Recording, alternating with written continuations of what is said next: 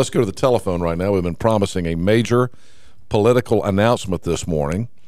And on the phone, we have Taylor Griffin, who is joining us live this morning.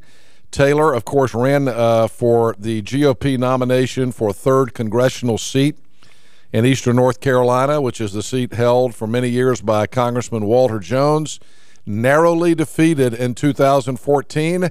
Taylor Griffin, good morning. How are you, sir? Good morning, Henry. You're back, baby.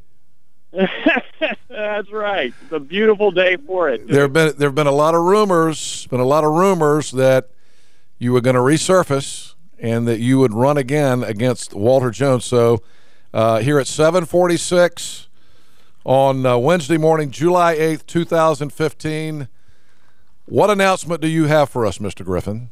Well, I'm announcing that I am running in the 2016 Republican primary, and look forward to working very hard over the next few months between now and next May to gain the votes and confidence of everyone here in eastern North Carolina. Taylor, are you living in New Bern these days?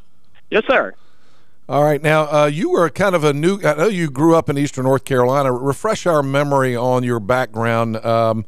We learned about you in 2014. You spent a lot of years in Washington, D.C., and then you moved back and ran in 2014. Give us a little, for folks who don't know Taylor Griffin, give us a little background.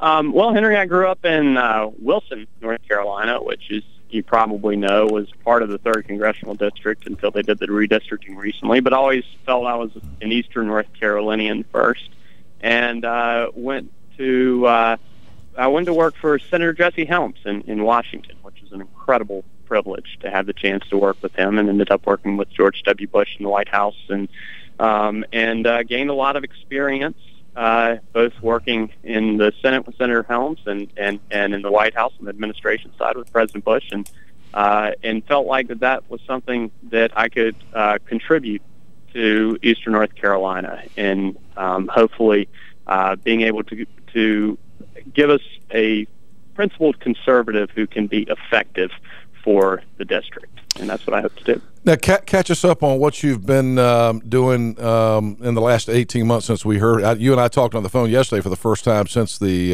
election in November, or actually, I guess, May of 2014. I hadn't heard from you. I know that one of the things that the Jones campaign threw at you during the campaign was that you had been a lobbyist. Have you been doing any lobbying or any of that kind of stuff in the last couple of years? What you been up to? Yeah, Henry, I do public policy PR. So I'm a PR guy. I deal with the media and messaging and that kind of thing. I've never made a penny from being a lobbyist, and that's not what I do professionally. I guess in political campaigns, they're going to, try to label their opponent, your opponent as one thing or another. But I think what I have done is I do have some experience in Washington, experience working for Senator Helms and President Bush, and that experience is what I feel like qualifies me to be effective for eastern North Carolina.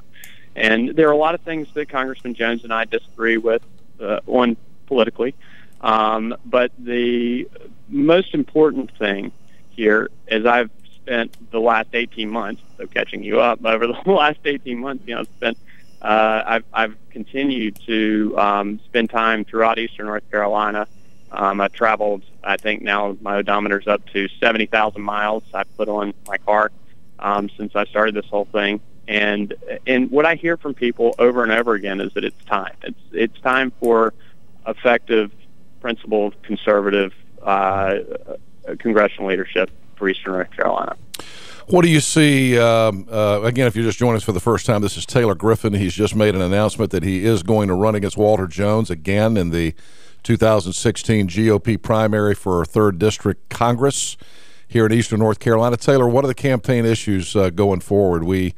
It was an interesting campaign in 2014, and I'll get back to some of the outside money and that kind of thing in a minute. But yeah, what do you see as going to be the big issues in this campaign in the next 8-10 months here?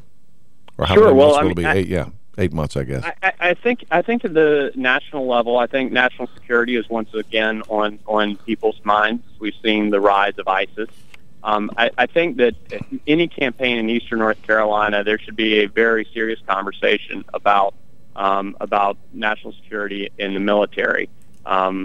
We have 40,000 active duty service personnel and about 70,000 retired military veterans here in Eastern North Carolina. And I think that's one area where Congressman Jones and I disagree. Congressman Jones had some problems with the defense funding bill this time and last time. He's voted against it several times. And he voted against critical funding for our military bases and service personnel in Eastern North Carolina.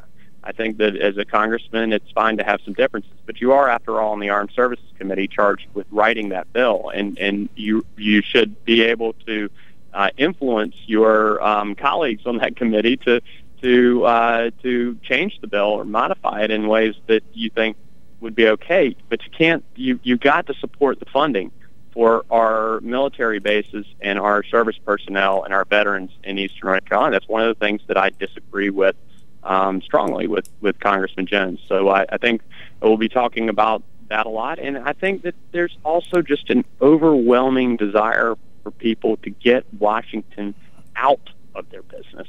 And, the amount of regulations that have grown since Barack Obama has been in office, from Obamacare to regulations on our commercial fishermen, regulations on how we can use our beaches, because of endangered species restrictions, have grown, and it's really hurting our economy in Eastern North Carolina. Although North Carolina's economy overall has been growing, in the 3rd Congressional District, unemployment rate's still 10.5%, and that's too high. And we've got to focus on getting jobs, and the government's not the solution; it's part of the problem. So I always say I'm the one person running for Congress to be less important, not more important. The one person running for Congress, what? To be less important, because I think Washington should have gotcha. It should have less of a role in the day-to-day government of people's lives. Taylor Griffin joining us live. In 2014, you had a late endorsement from Sarah Palin. You mentioned Jesse. You worked for Jesse Helms. Jesse Helms' wife endorsed Walter Jones in the campaign. Is that does any of that matter? Or have you got any is anybody lined up to endorse you this time around? Or do people really care about that? I mean, what's the? I don't know. I think Eastern North Carolina is very unique, Henry. That I think that what people outside of Eastern North Carolina think about who should be the congressman in Eastern North Carolina is not something that people really care a whole lot about. But maybe I would welcome anyone who wants to endorse and have and to support us. And Governor Palin and I work together closely, and I work. How about John Boehner? He's not going to endorse you. I don't think so. With the problems, I've never met him. With the problems that Congressman Jones has had. Would you? That's a. By the way, that's a fair question. Would you vote for John Boehner for Speaker? I don't know who's going to be running for Speaker, but I think. Well, he's going to be. Maybe. Or maybe not. I don't know. But look.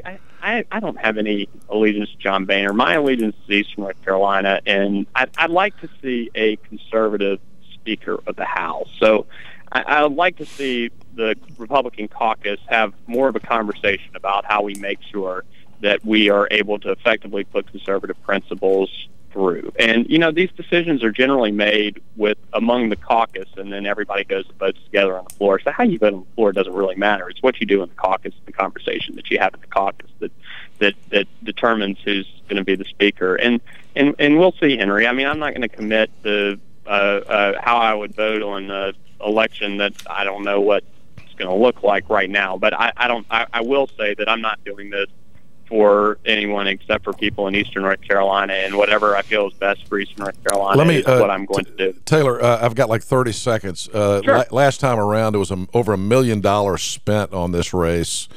A lot of that money came from outside of the state of North Carolina, soft money, this 527 money. I know that legally you cannot coordinate with those groups, but are you expecting to have that kind of support this time?